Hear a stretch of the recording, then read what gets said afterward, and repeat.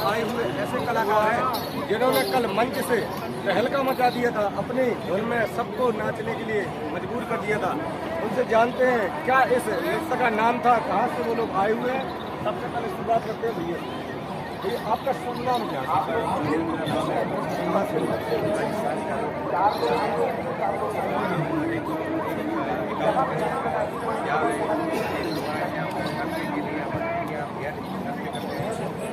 अच्छा, सबसे पहले तो आप अपने नृत्य का नाम बताएं और ये नृत्य जो कला है इसको कैसे किया जाता है, कितने लोग इसमें लगते हैं, इसके बारे में जानते हैं।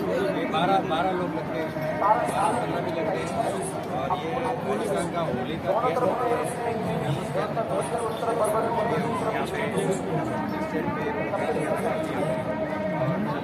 मेले में आई। अच्छा, आप लोग एक पगड़ी लगाए हुए हैं और उसमें एक पिंक कलर की कलगी लगाए हुए हैं। इस पगड़ी का और इस कलगी का क्या महत्व है? राजस्थान का इसको सापा भी बोलते हैं और पगड़ी भी बोलते हैं। राजस्थान में उसको सापा बोलते हैं। सब लोग बुजुर्ग लोग पहनते हैं।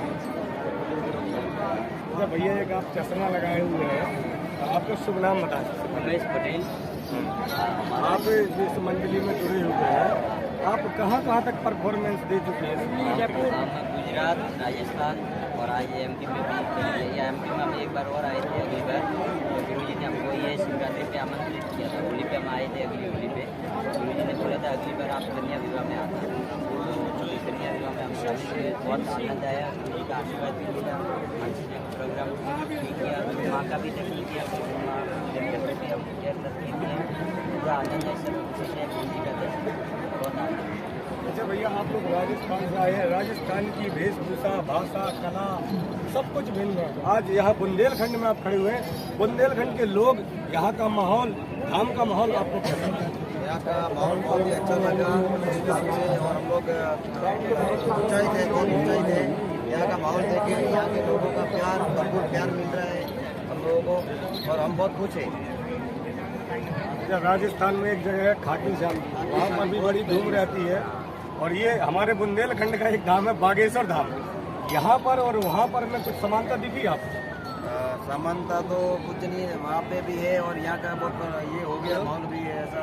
गुरु जी का हिंदू राष्ट्र सब का युवाओं पर जगाने का जो काम कर रहे हैं गुरु जी, उसके लिए सब युवा गुरु जी के साथ है, इसके लिए पूरा देश को जागृत कर दिया है। अच्छा, अगर बात की जाए हिंदू राष्ट्र की, हमेशा ये सवाल उठता है और गुरु जी भी मंच से उठाते हैं हिंदू राष्ट्र। अच्छा, भारत में हिंदू राष्ट्र बनने की क्या आवश्यकता है?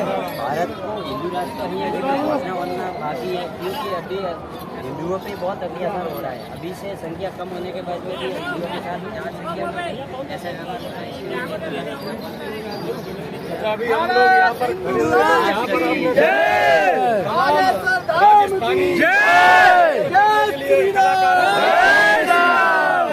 भारत को हिंदू राष्ट्र घोषित किया जाए और ये सभी लोग, सभी युवा, सभी बुजुर्ग, सभी बच्चे यहाँ पर हिंदू राष्ट्र के लिए समर्थन देने के लिए तैयार हैं। सभी का कहना है कि भारत को बहुत जल्दी हिंदू राष्ट्र बनना चाहिए। बागेश्वर धाम के पीठाधीश्वर पंडित धीरेन्द्र कृष्ण शास्त्री का भी ये सपना है कि भारत हिंदू राष्ट्र बने। राजस्थान से आए तमाम कलाकारों ने जय श्री राम, जय श्री राम, जय श्री राम। अभी आप मेरे पीछे